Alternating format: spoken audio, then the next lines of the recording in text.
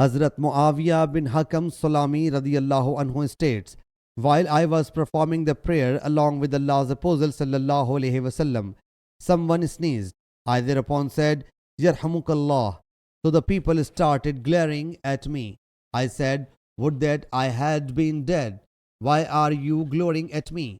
Hearing it, they started pounding their thighs with their hands. When I realized that they wanted me to be quiet, I observed silence. May my parents be sacrificed for Allah's Apostle sallallahu alaihi wasallam. I have never seen any educator better than him before or after him. By Allah Jalla Jalaluhu, he sallallahu alaihi wasallam neither scolded nor commanded, not thrashed me. Rather, he sallallahu alaihi wasallam after performing the prayer said, conversation is not befitting in prayer.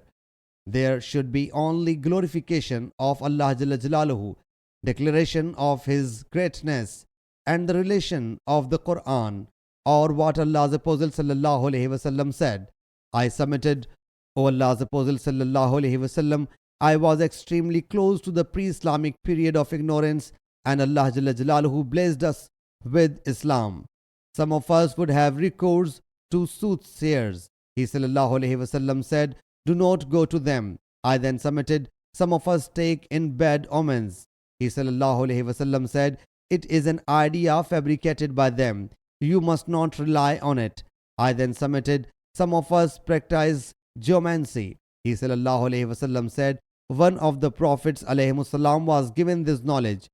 So whosoever's procedure is in accordance with his, that will be permissible. Hazrat Muawiyah bin Hakam said, I had a slave girl who used to graze my goats at Uhud and Jawania. One day I went there and saw that a wolf carried a goat away. I am also one of the humans and gets furious like all others. So I dealt her a slap.